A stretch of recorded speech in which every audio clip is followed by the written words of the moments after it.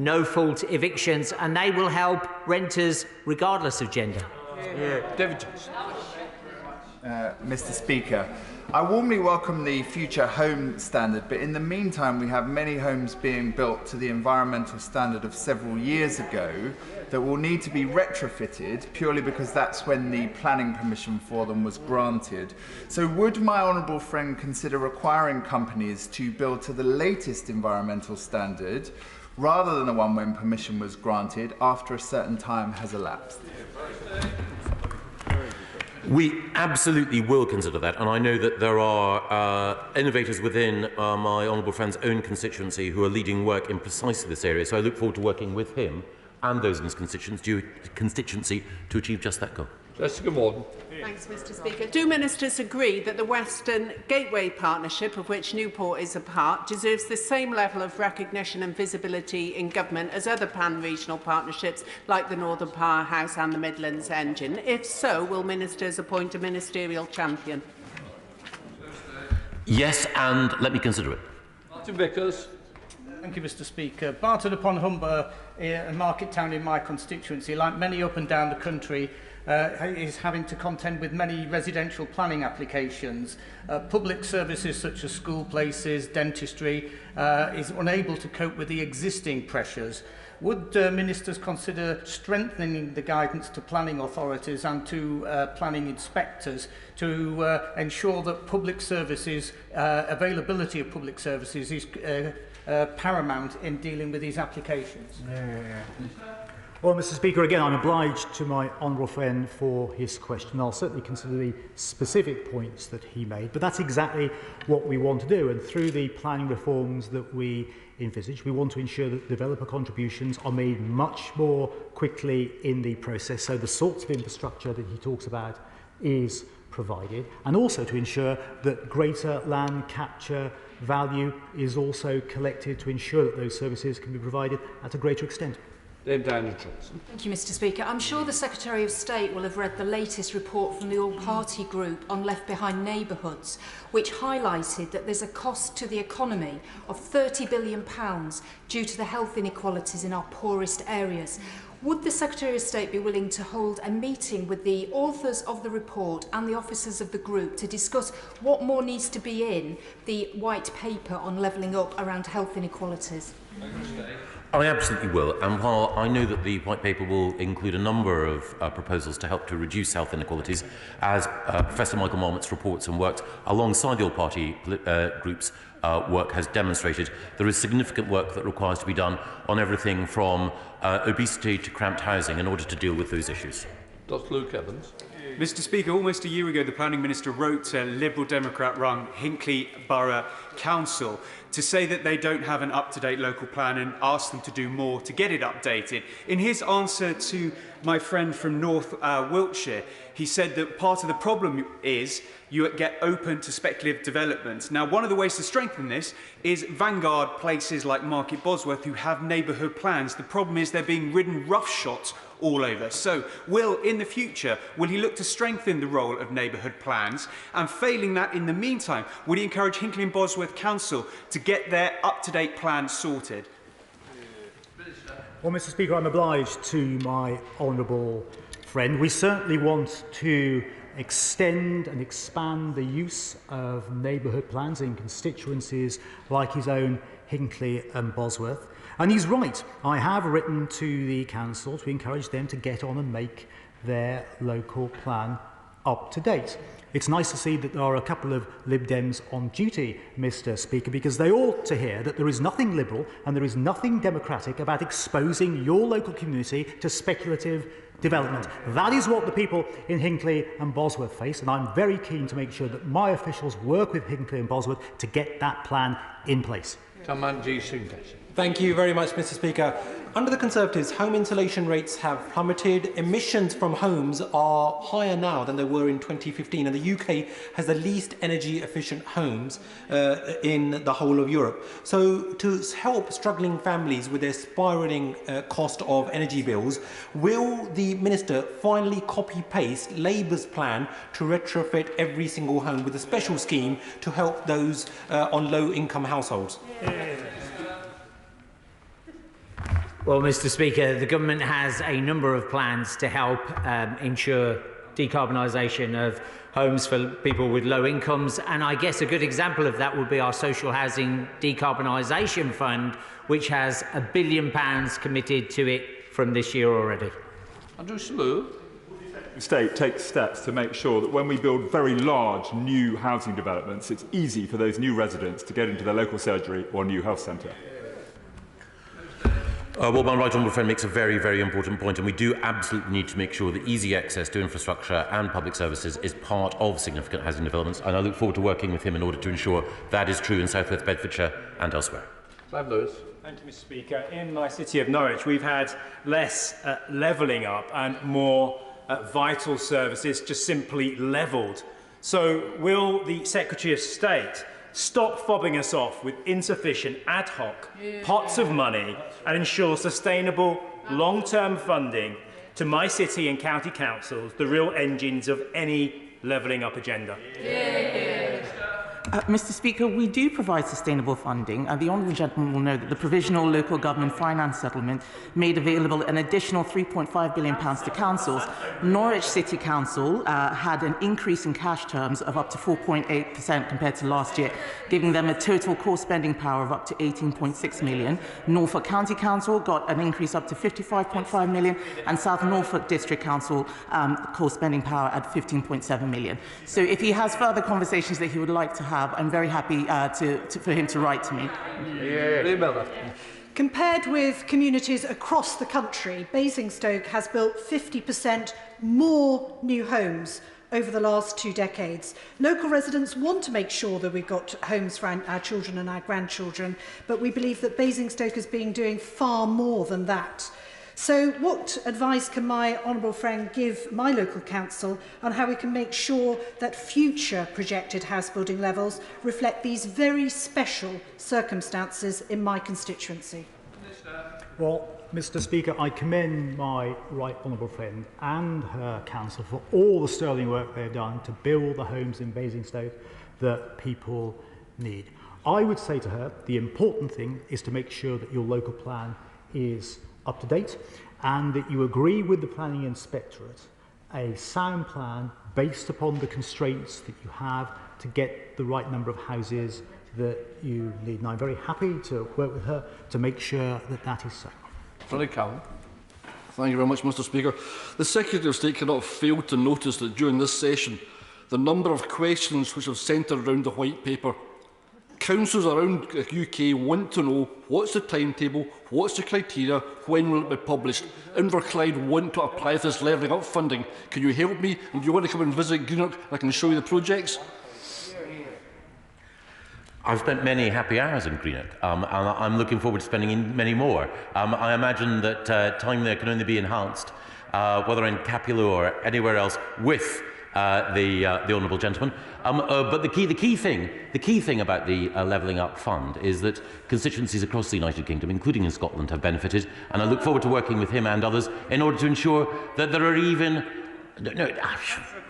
As a Morton fan, he will appreciate that patience is a virtue. Thank you, Mr. Speaker. The forthcoming Levelling Up White Paper is an opportunity to undo the imbalance in investment in active travel networks between towns and urban areas which get a lot and villages which get very little to connect them. So will my right honourable friend arrange for a meeting with me and one of his ministers, together with members of Potton Town Council and Sandy Town Council, to talk about their active travel network? Yep. Matt Weston. Thank you, Mr. Speaker.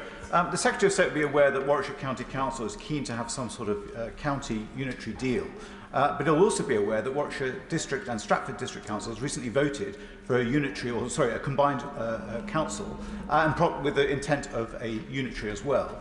Should it not be down to not the councillors themselves or the Secretary of State, but the public who decide the future of local government across our country? Well, I welcome the moves across Warwickshire to consider how services can be delivered even more efficiently as part of the economic success story that is the Greater West Midlands. And in particular, can I commend the leadership of Izzy Seckham, the leader of Warwickshire County Council. And I think that the fact that she and her group continue to be re-elected with ever greater levels of support indicates that she is in a strong position to help bring people together across the constituency. Final question, Dr. Neil Hudson. Thank you, Mr. Speaker. Volunteers who serve on our parish councils do an amazing job, and in rural communities such as mine, there are significant challenges to attending meetings like transport, adverse weather, work and caring responsibilities. Now, in the pandemic, we've seen that virtual and hybrid format works well. Will the Secretary of State look to allowing parish councils to sit in virtual or hybrid format moving forward to increase and widen access and help them work to the best of their ability?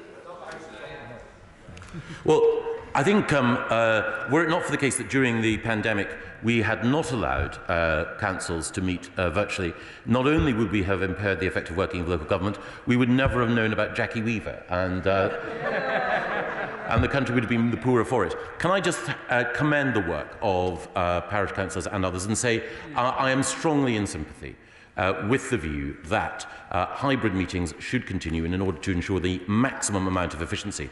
I think there is a case for saying that there are certain significant local authority meetings that should occur with all councillors present, but what I want is to proceed by the maximum amount of consensus in order to reflect the maximum level of efficiency and in particular sensitivity to those who serve in constituencies like my honourable friends where the rurality and the dispersed nature of representation is important. Thank you. We now come to the urgent question. I'll just let people leave and then...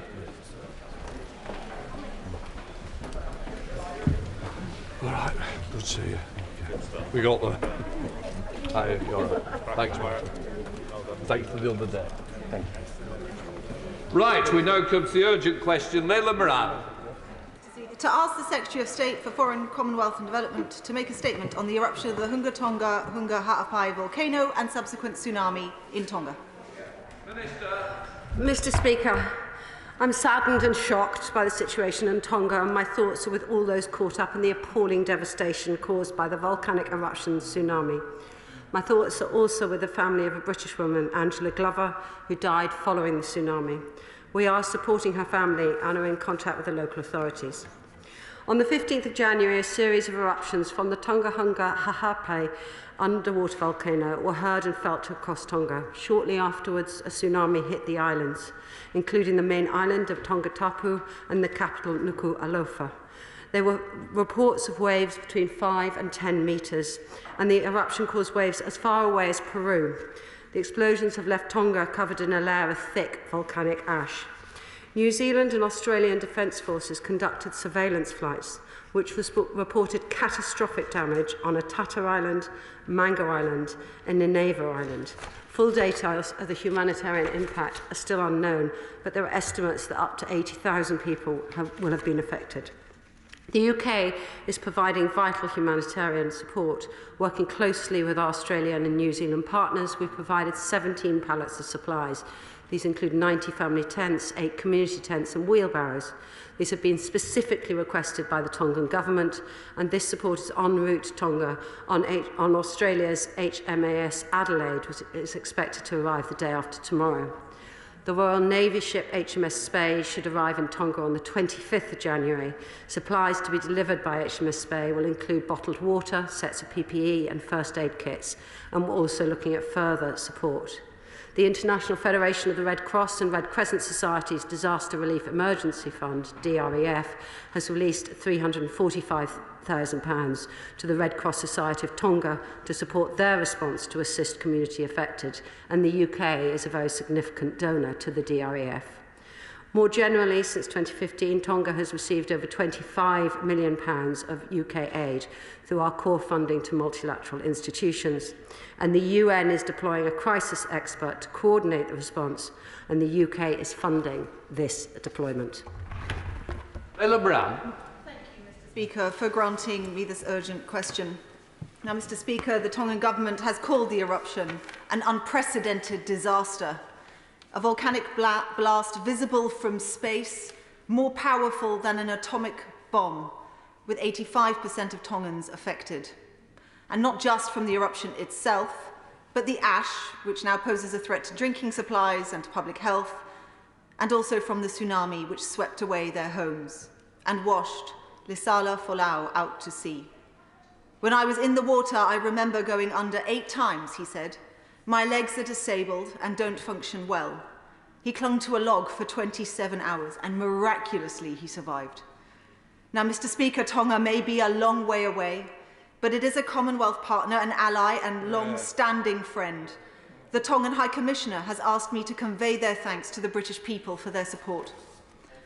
But while I've heard what the Minister said, she will know that none of the money going there is new.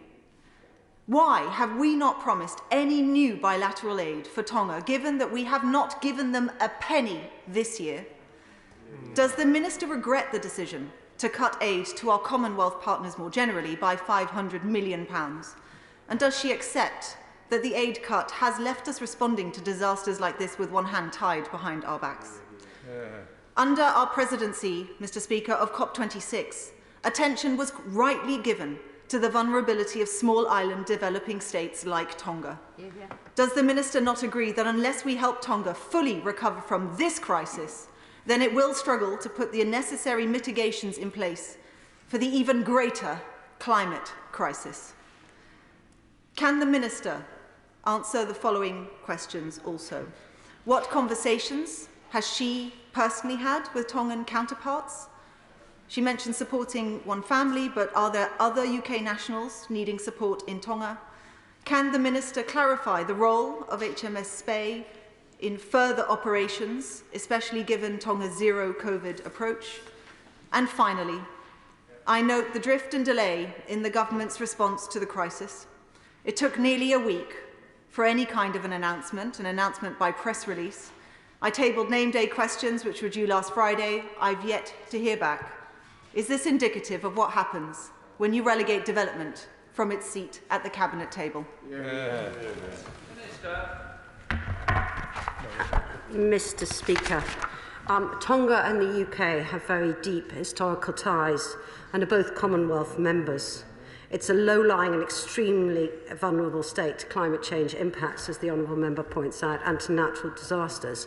And we are working together with other Commonwealth members, including Fiji, New Zealand and Australia, to support Tonga as it recovers from this damage. And it's absolutely right that we should be working hand in hand with our partners. She asked a question about communications. The connectivity, as she knows, has been affected throughout Tonga, including the underseas cable. And repairs to that cable are due to start towards the end of this week, but it will take, I'm told, up to 2 weeks to restore that. In the meantime, the satellite telecommunications have been absolutely invaluable. Our High Commissioner, as she will be aware, our High Commission reopened there just last year, but our High Commissioner has been helping to use her satellite phone not only to communicate with the crisis centre in Wellington, but also to give that phone support to British nationals. In terms of our ongoing support, right now, equipment, these 17 pallets is on, which is what the Tongan government themselves have asked for, and HMS Spey is on its way to arrive shortly with, as I said, water and urgent health supplies, for example. I can't comment any further because we're continuing to monitor the situation and work with partners to assess the full need, which is also actually why the UN crisis management is so important, and that is what we are funding. Mark Paulson. Thank you, Mr. Speaker, and nobody could fail to be moved by the pictures of the devastation in Tonga as a consequence of the tsunami. But there are some good links between Tonga and us here, not least some of the fantastic rugby players, Tongan rugby players who are playing here, including Melekai Feketoa, who has set up a relief fund that's already raised $50,000. Now, Melekai plays for the Wasps in Warwickshire, and the club have said they'll be donating 20% of their ticket revenues from their match this coming weekend. So will the Minister join me in applauding the rugby community for coming together, supporting Tonga in a way that it will always would do? Can I absolutely pay tribute to the rugby players for all they're doing to raise funding for this urgent situation, and wish the Warwickshire Wasps very well in all their matches. I don't know how they intend for the money that they're raising to be distributed, but I would be more than happily make contact with my honourable friends and perhaps put them in touch with the DREF so we can make sure that it gets to those who need it on the ground. Catherine West, the Shadow Minister. Thank you very much, Mr. Speaker. And like many, we've been shocked on this side of the House by the seen and personal stories coming from Tonga. And with communications difficult, I fear that there is still bad news to come. I know the whole House will join with me in expressing our complete solidarity with the people of Tonga and in passing on our condolences to those who have lost loved ones in the tsunami and volcanic eruption. Tonga and the UK have deep and abiding relationships, and I understand that it is actually at Coventry that the wasps play, but let's leave that one there. And indeed that it's not just across education, culture and armed services, but indeed across both codes of rugby, including Rugby League, which I know that Mr. Speaker will appreciate. So it's not just the union which has the civic society reach, but it's fantastic to hear that clubs are joining together across civic society to help out with the crowdfunding for this terrible disaster. It's right that the UK steps up to the plate to offer support, and I wanted actually to commend the High Commission for the work already undertaken to support the people of Tonga, and also working closely with the Australian and New Zealand Defence Forces to speedily deliver aid. It's so important in the Pacific that things are done with speed. And that this support will clearly need to be maintained and to ensure that Tonga can rebuild and recover in the short to medium term. And given our close links, we should continue to do so, not just a knee-jerk reaction now, but that should be sustained. I have 4 asks of the Minister. Which additional assets, if any, are being deployed to Tonga or under consideration once the SPAY effort has concluded? Secondly, could I press her on the point made earlier by the member for Abingdon around the need for rebuilding in the context of the background of cuts in development aid? What's the medium to long-term strategy for this region? What conversations she has had with regional partners to ensure the coordination and sustained approach? And finally, what specific assessments been made of the impact that the eruption and tsunami will have on the COVID efforts specifically, and how the UK can assist in health protection? These are difficult days for the people of Tonga, and our response in the House has the potential to be of great relief and comfort to them in their hour of need. Thank you, Mr. Speaker. Minister. Thank you, Mr. Speaker. I absolutely recognise the Rugby League contribution in Tonga. In fact, I have very fond memories of attending an international rugby league tournament in Hawaii in the 1990s, where I first saw the Tongans play. But back to more serious matters. As well as HMS Spey that is arriving in Tonga on the 25th of January, we are looking at further support. And the deployment of the UN crisis expert will help coordinate that response, which is why we are funding that response. In terms of ODA budgets, we did maintain our rapid response capabilities in close coordination with the Australian government, and that means the support we're providing is tailored to the needs of those affected. Since 2015, Tonga's received over 26.9 million of aid, as I mentioned, through multilateral organisations. That includes the World Bank, the Asian Development and others. And indeed, I think it's over 300 million of aid that has been provided to, this, to other similar Pacific Island states. Richard Graham. In referring to the contribution from my honourable friend for rugby, can we go one step further, Minister, and consider whether, for example, Six Nations rugby games, could they hold a special collection for Tonga, which would then be match funded by the British government, so that everyone would have the chance to contribute in a sport to which Tonga has contributed so much themselves, and the government can play its part as well? Thank you, Mr. Speaker. I'd be more than happy to discuss with my honourable friend how rugby fans could help the people of Tonga. And next year we've got the Rugby League World Cup, which Tonga was meant to be playing in, so we need to get in what sport we can. Let's go to shadow spokesperson, or the spokesperson of the SNP, Alan Smith. Thank you, Mr. Speaker, and I'd congratulate the honourable member for securing this important debate today. The House really is, I think, united in our sadness for the people of Tonga, and we do want to see what we can do to help and assist the efforts that have already been outlined today. I'm very struck as well by the suggestion about the Six Nations having a contribution or some sort of fundraiser. I'd hope the SRU would be very strongly behind that and assist the Tongans at their time of need. And I do acknowledge what the Minister has outlined in terms of the aid that has been requested and is on its way to Tonga. But I have to make the point that we really must reassess the cuts that have been made, particularly to the Emergency Disaster Relief Fund, from 500 million to 34.5 million. We cannot do more with less. And what we have seen under this administration has been a deliberate, willful cutting of capacity to deal with climate change, international development, and indeed emergency responses. So I really would urge that we continue a long-term engagement with Tonga, but also the wider world, and get these budgets back up to the levels they need to be for the challenges ahead. Thank you.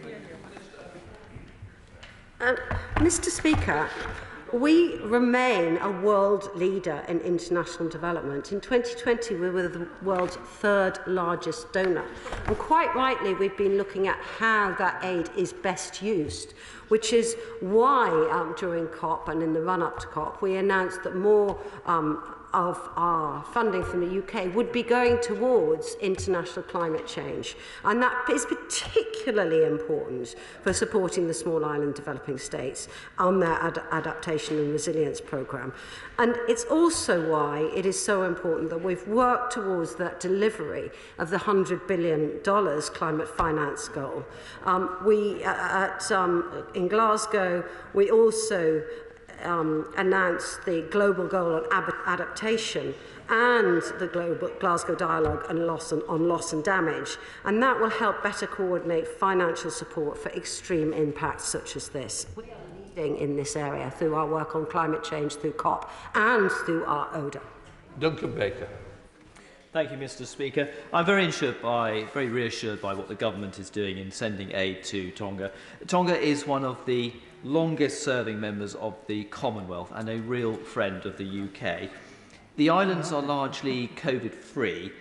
There are some concerns that aid workers are isolating on arrival, food is being quarantined, and that is delaying somewhat of the relief operation. Can I ask my right honourable friend what discussions that she has had on urgently speeding up this process so the people of Tonga can be helped as fast as possible? Mr. Speaker, I think it's an excellent question. COVID-19 has had little effect on Tonga directly because due to strict border controls, they've had no cases in the community. They did have one case in quarantine on the 27th of October, but it was contained. However, those border closures have deeply affected the tourism industry and impacted the economy. And of course, this will be something for ongoing discussions between Tonga and those who are seeking to support with the humanitarian aid. Thank you, Mr. Speaker. It's all well and good to talk about how much money is being given to Tonga, whether in aid or through climate adaptation finance. But the fact is Tonga is expected to pay over $18.5 million in debt repayments this year, a lot of it to China. And the IMF puts Tonga at high risk of debt distress. In my capacity as chair of the all-party group on small island developing states, I met with the Jubilee Debt Campaign earlier today to talk about how SIDS struggle to access comprehensive debt relief. The existing G20 schemes fall well short of helping them. What can the Minister do to ensure that we're not giving to Tonga with one hand and taking away with the other? Mr. Speaker, the honourable member quite rightly raises the impact of Chinese debt, and China is increasingly seeking long-term strategic influence in Pacific Island countries. As the Foreign Secretary stated last week, Russia and China are working together more and more to assert their dominance over the Western Pacific. It's estimated that no less than 44 low to middle income countries have debts to Beijing in excess of 10% of their GDP. And the UK is working and will continue to work with international partners, including to help countries avoiding having their balance sheets loaded with debt that they cannot afford. No problem. Dr. Neil Hudson. Thank you, Mr. Speaker, and can I thank the Minister for her statement, and can I echo the words from across the Chamber of our solidarity and support for the people of Tonga, and welcoming that we are working very closely with our close allies in Australia and New Zealand to support the people of Tonga. And I very much welcome the Minister's statement that the UK is redeploying military assets to provide humanitarian support for Tonga. Does my honourable friend agree with me that this really does show the importance and strength of the Commonwealth, that we pull together and really help out when partners are in need? Mr. Speaker, my honourable friend is absolutely right. The Commonwealth is an incredibly important partnership. In fact, the Foreign Secretary has just been in Australia only last week. And in this instance, there's been great support from Australia, from New Zealand, from the Fijian authorities, who are intending to send a cargo vessel which will go with items that the Tongan authorities have themselves requested. That's expected to arrive on the 28th of this month. Ready. Thank you, Mr. Speaker. How can the Minister possibly claim that the UK is leading in this kind of response when the severity and frequency of natural and climate disasters is only increasing, and yet the UK budget for response is falling significantly and dramatically? And can she confirm whether or not the costs of HMS Spey mission will also be counted, double counted you might say, towards the NATO target of 2% of military spending? Mr. Speaker, I think we should be praising our Royal Navy for their very, very swift action.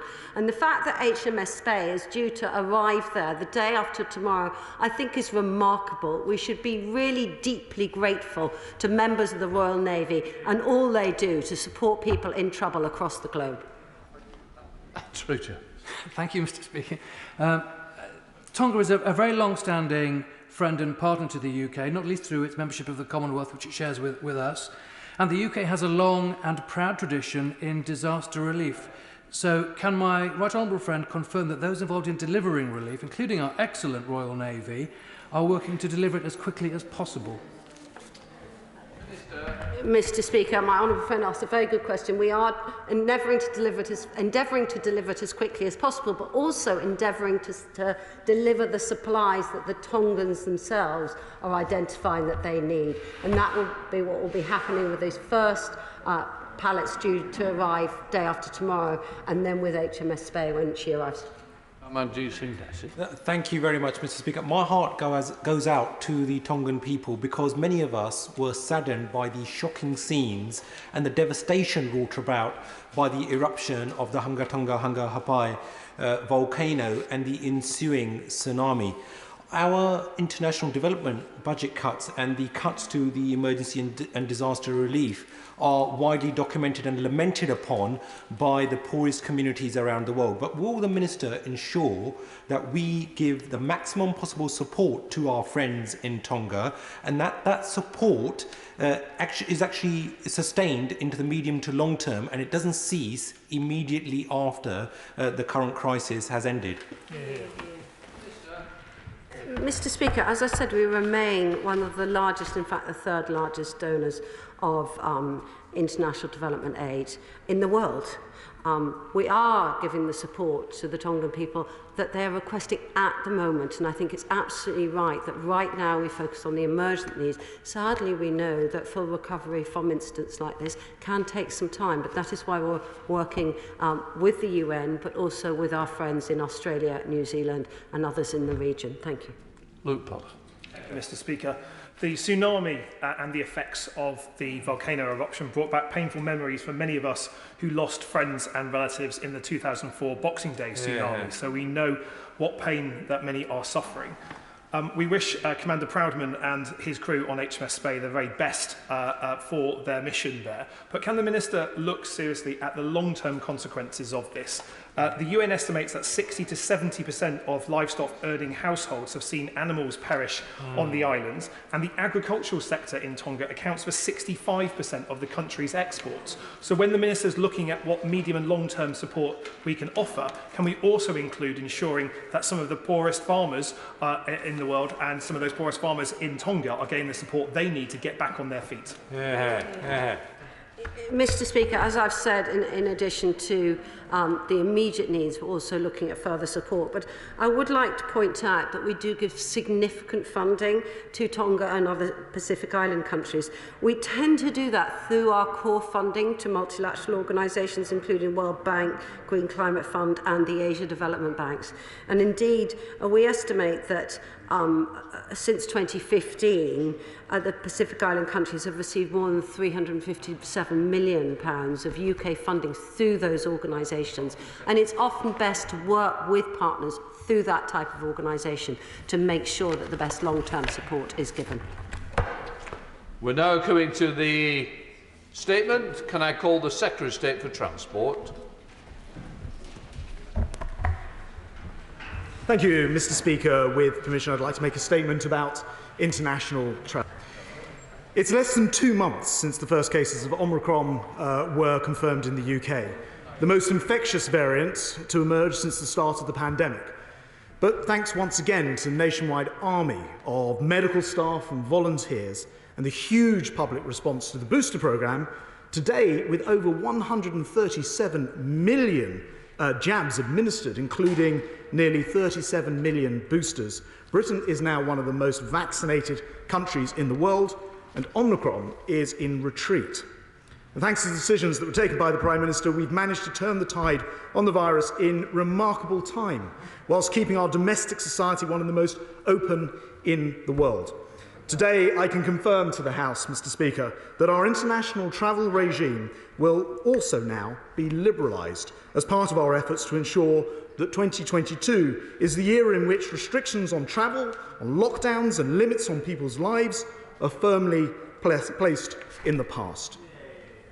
Mr. Speaker, from 4 a.m. on the 11th of February and in time for the half-term break, eligible fully vaccinated passengers arriving in the UK will no longer have to take a post-arrival lateral flow test. And that means that after months of pre-departure testing, post-arrival testing, self-isolation, additional expense, all that fully vaccinated people will now have to do when they travel to the UK is to verify their status via a passenger locator form. And Mr. Speaker, we promised we wouldn't keep these measures in place a day longer than was necessary, and it's obvious to me now that border testing for vaccinated travellers has outlived its usefulness, and we're therefore scrapping all travel tests for vaccinated people. Not only making travel much easier, but also, of course, saving about £100 per family on visits abroad, providing certainty to passengers, to carriers and vital tourism sector for the spring and the summer seasons. And so, Mr. Speaker, let me explain to the House how this will actually work in practice. For now, we'll maintain our current definition of fully vaccinated for the purposes of inbound travel to the UK. And that means 2 doses of an approved vaccination or 1 dose of a Janssen vaccine. And we'll go further. The measures for those arriving in the UK who do not qualify as fully vaccinated have not changed since last March. So the time has come to review that position too. And today I can announce that passengers who do not qualify as fully vaccinated will no longer be required to do a day 8 test after arrival or indeed to self-isolate. They will still need to fill out a passenger locator form to demonstrate proof of a negative COVID test taken 2 days before they travel, and they must still take a post-arrival PCR test. This is a proportionate system that moves us a step closer to normality while maintaining vital public health protections. Now, for kids travelling to the UK, under 18s will continue to be treated as eligible fully vaccinated passengers, which means they will not face any tests at the UK border. And today, I'm pleased to confirm that from February the 3rd, 12 to 15-year-old in England will be able to prove their vaccination status via the digital NHS pass for international outbound travel. Again, this should help families plan holidays for February half-term. And Mr. Speaker, reconnecting with key markets, not only to boost the UK economy, but will also help hard-hit aviation sector to take back to the skies. So I can also confirm that from 4 a.m. on the 11th of February, we'll recognise at the UK border vaccine certificates from 16 further nations, and that will include countries like China and Mexico, bringing the vaccine recognition total to over 180 countries and territories worldwide. Mr. Speaker, one of the consequences of COVID and a rapidly changing infection patterns across the world has been the border regime that, while necessary, has at times been complex and confusing and very difficult to navigate. I know that it's been something of a challenge for many people who have been travelling over the last 2 years. So we're also going to simplify the passenger locator form, making it quicker and easier to complete. And from the end of February, we'll also make it more convenient by giving people an extra day to fill out the form before they travel. And whilst the option for a red list of countries will remain in place to provide a first line of defence against future COVID variants of concern arriving from other countries, we are looking to replace the managed quarantine system with other contingency measures, including home isolation, provided we can develop new ways to ensure high levels of compliance. In the meantime, our contingency measures remain available, and as the House knows, there are no countries on the red list currently.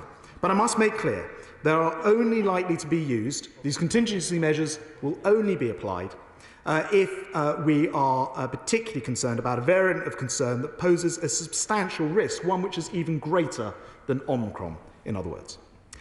Now, the UK Health Security Agency will continue to monitor threats and will maintain a high, effective surveillance capacity, monitoring COVID infections overseas.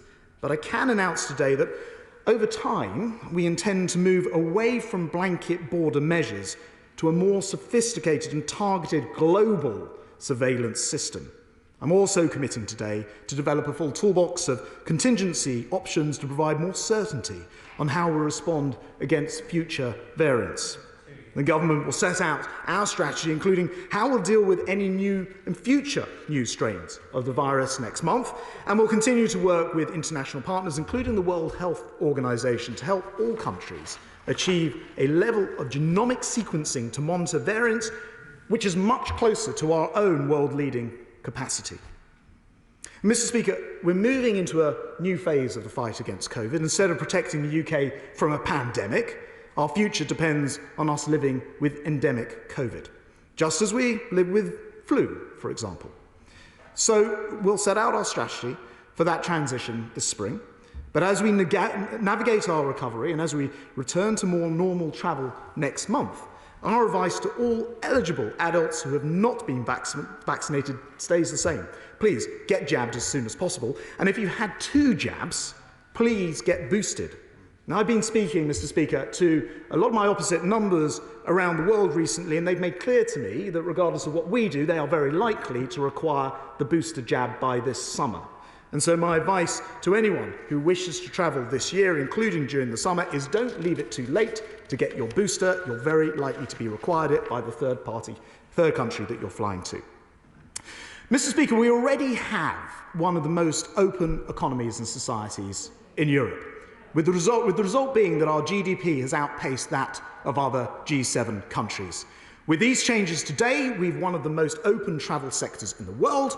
Of course, we know that COVID can spring surprises, but everybody now should feel confident about booking holidays, business trips and visits to family and friends abroad. But be in no doubt, Mr. Speaker, it's only because the government got the big calls right. On vaccination, on boosters, on dealing with Omicron. And we can now open travel and declare that Britain is open for business. Today, we are setting Britain free, Mr. Speaker, and I commend this statement to the House. We now come to the Shadow Secretary of State, Louise. Thank you very much, Mr. Speaker. And can I thank the Secretary of State for advance sight of today's statement. Mr. Speaker, the aviation industry is a critical part of the UK economy, supporting hundreds of thousands of jobs across the UK. But both the haphazard approach and the refusal of the government to grant sector-specific support has caused it real damage. The UK's aviation sector has experienced a slower recovery than any of our European counterparts and has experienced over 60,000 job losses by summer last year. And it is baffling that the government did not do more to support this as a strategic sector and potentially attach conditions for transition to net zero, as countries like France and Germany have done. Too often, the government's indecisive and chaotic approach to each wave of COVID infections has failed to keep the country safe, while causing uncertainty for the travelling public and for business. Each time a new variant has emerged, the government has taken a different approach to border controls and restrictions. We all want to see safe international travel and the protection of public health, and that's precisely why the public finally deserve to hear in full how ministers intend to develop a comprehensive, easily understandable plan to ensure that can happen in the months ahead. We must avoid the sheer absurdity of the Secretary of State announcing one set of restrictions before promptly scrapping that and announcing a completely different regime. Businesses and the public should have clarity about what changes the government will likely make in the event of a new variant, not have to wait until 5 p.m. on a Saturday night for new measures that are required on a Monday morning. That is why it's welcome the government will finally produce a plan to allow the travel industry and the public the certainty they need. And why we have recently outlined our plan on the action needed to learn to live well with COVID and protect lives, livelihoods and help avoid harsh restrictions in future waves. That is critical when it comes to the travel industry. It is, as the Secretary of State has said, inevitable another variant of concern will emerge. With Omicron, the plan the government had produced was upended, proving it was simply not fit for purpose. The government must learn these lessons and outline a framework to guide future decision-making and detect future variants. So when the Secretary of State publishes his plan, will he include the data which will guide the approach to future variants and detail the economic, well-being and equality impact of each scenario? And given the Health Secretary said only last week that testing will remain part of our walls of surveillance, does he agree we should build up the UK's sovereign capability to ensure we always have a supply of tests when we need them? And has he considered the merits of a surveillance system to detect possible future variants? Last month, Mr Speaker, the Secretary of State confirmed to me he would raise mine and the CMA's concerns around the PCR market with the Health Secretary. Can he update the House on what progress he has made on cleaning up that market for future travellers? Mr Speaker, and I'd be grateful if the Secretary of State could confirm if the passenger locator form will be available in other languages in the future. Mr Speaker, today's announcement is also a visible reminder of another stark truth, that in an era of global international travel, no one is safe until everyone is safe. In the UK, we have learned that lesson the hard way. If we are going to break this endless cycle of new variants, we have to vaccinate the world. Yet ministers simply haven't met the commitments that were made this summer at the G7 to get the vaccine rolled out to other parts of the globe and instead cut the overseas aid budget. So can the Secretary of State outline what steps his government is taking to deliver on those measures committed to at the G7? Mr Speaker, living with COVID cannot just be an empty slogan with no plan. That's why we need to properly prepare and protect our lives and livelihoods in the future. It's time ministers finally gave passengers, industry and communities the security and stability they deserve. Secretary of State.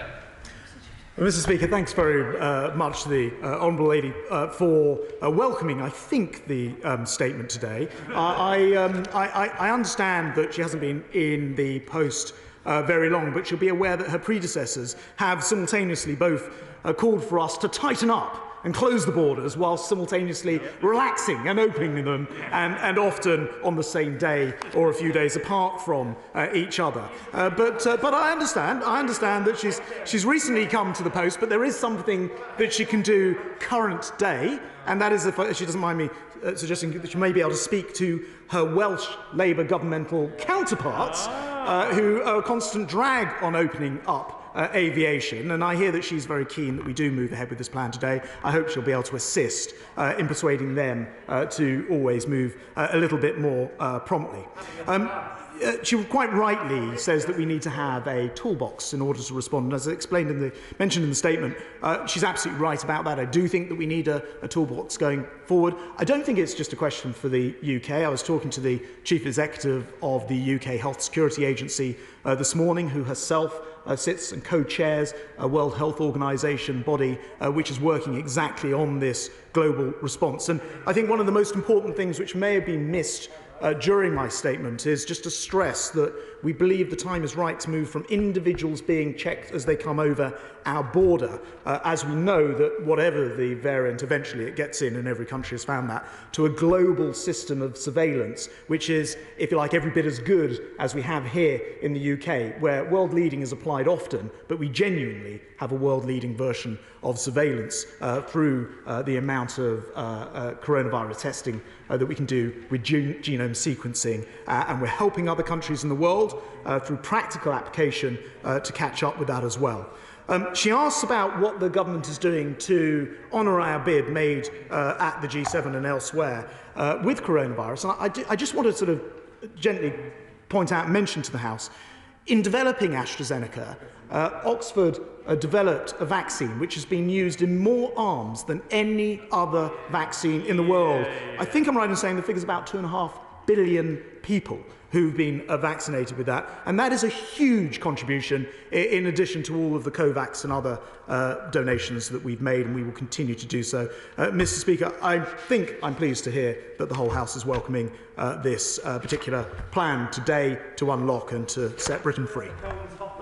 We go to the Church Select Committee. You, Merriman. Thank you very much, Mr. Speaker. Not only is this announcement today another example of us living with COVID, it's also a landmark day for international travel, a sector that has been absolutely decimated over the last couple of years. And with this news, this surely is the evidence they need that people should now feel confident to book with certainty. Can I ask the Secretary of State, with that in mind, to ensure that there is a culture across Whitehall that if there are bumps in the road, that international travel is not the sector that has to be made an example of, and that we will continue to support international travel and all those fantastic people who work within it? State. So I think that my honourable friend's absolutely right about this. As we've learnt more about this pandemic, as it becomes endemic, it's of course quite right that our response should be different. And I mentioned a moment ago about shifting from individual testing at the border to a global system of testing.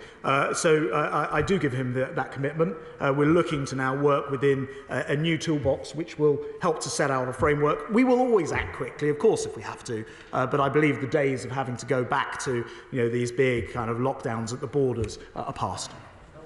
We come to SNP spokesperson Gavin Newlands. Thank you very much, Mr. Speaker, and I thank the Secretary of State for advance sight of his statement. Once again, though, Mr. Speaker, we have an announcement on coronavirus restrictions being made to the press before being made to Parliament. So, while the Government, and in particular this Secretary of State, desperately try to save the Prime Minister's skin with announcements such as this or the removal of Plan B restrictions generally, Parliament is repeatedly cut out of the loop as the Government throw out policies to placate their base. But we have reached the Omicron peak a little earlier than projected. Indeed, today in Scotland, nightclubs can reopen while the caps on indoor events, table service requirements for venues selling alcohol and social distancing are removed also. But as I heard the Secretary acknowledge, these revised requirements will apply to England only. So can I firstly ask what discussions he's had with colleagues in devolved administrations about the measures in his statement today, and how those discussions have factored into his decision? In previous changes to travel regs, the devolved administrations were consulted very late and not given adequate time to look over the data and announce a decision simultaneously. And while he proposes to remove the requirement to test on arrival, he will also surely accept that regular lateral flow testing is still imperative in terms of identifying and tracing cases more generally and allowing everyone to travel safely. So what representations has he made to his colleagues in ensuring LFTs remain free on request for everyone, regardless of income? And can you tell us a bit more? It's been asked about, and I don't think he asked about it. What mechanism of monitoring possible new variants will be put in place now that the testing is no longer in place itself? And lastly, Mr. Speaker, the aviation industry is still in the same position when it comes to the sector-specific support promised by this government nearly 2 years ago. The impact of COVID on travelling patterns and customer behaviour won't end with this statement today. So what plan does he have to fulfil the promises made to the sector at the start of the pandemic for real targeted government support? The job retention scheme wasn't enough for 3,000 people in my constituency who lost their jobs, Mr. Speaker. All those who faced fire and rehire by companies such as Menzies Aviation and British Airways. Mr. Speaker,